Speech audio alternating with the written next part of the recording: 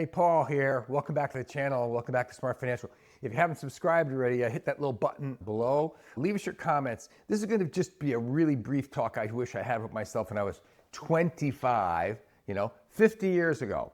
50 years ago. Let's keep it really simple. There's a lot of complex financial theories. There's a lot of complex investment funds. There's a lot of complex, crazy stuff. I just got my little financial report from investing in the Vanguard Index 500, over the last decade. And I would just tell you, 50 years ago, right, investing $20 a week, just $1,000 a year, could make a magnificent difference in your financial life. So let's keep it really simple. There's a lot of complex, plans and complex investments and complex things. This is very simple. This is simple savings versus simple investing. And I know when you're 25 years old, that's the time to take chances. That's the time to take risks. That is the time when you can afford to have ups and downs in the market over the long period of time. This is what we've learned over 50 years. What is the difference between 117,000 and 3.2 million? What is the difference?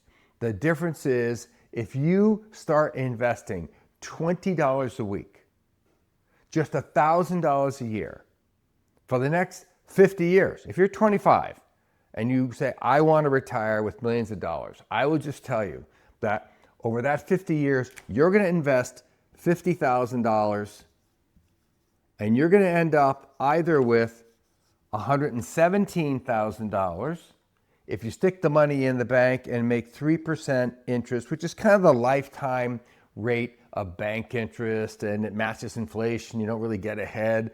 You'd save $50,000, you'd end up with $117,000. Okay, it's money, but does that help you achieve any type of retirement goal? Because keep in mind, if you're 25 today, you have a high probability, according to the Stanford study, you're going to live probably to close to 100. So for you to think of doing something like retirement or getting out early before you're 70-something years old, it's just craziness. You're going to sit around and play pickleball and chase a white golf ball around golf courses for 30 or 40 years. I mean, let's be realistic.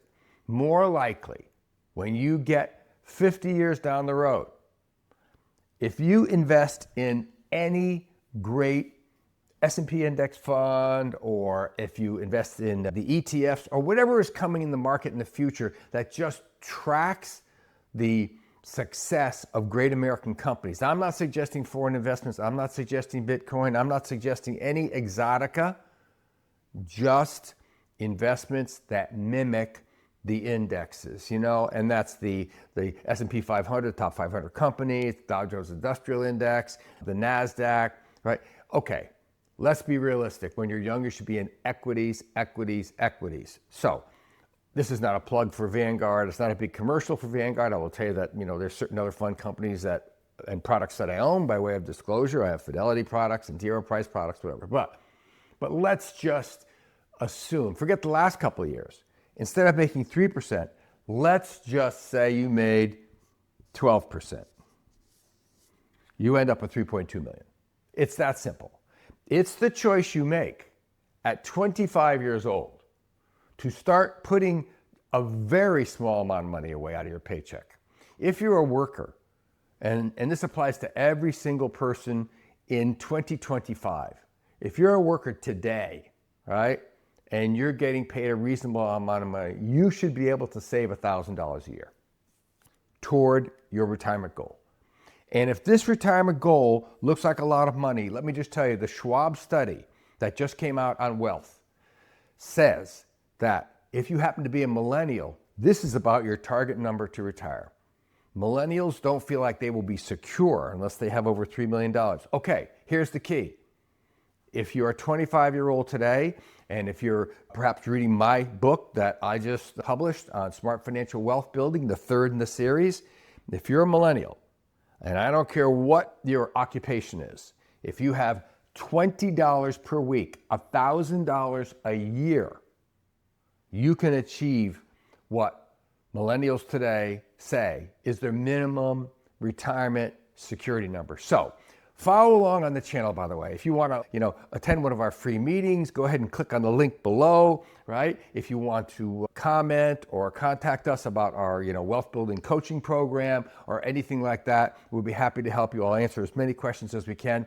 Stay in touch with us. We're going to be having public meetings and public webinars about the simple ways that you can become financially secure without having to invent the next great widget, without being some superstar Mensa, without just average people doing above average things. Because creating retirement wealth in the future with little tiny bits of investment is just part of the art of being smart.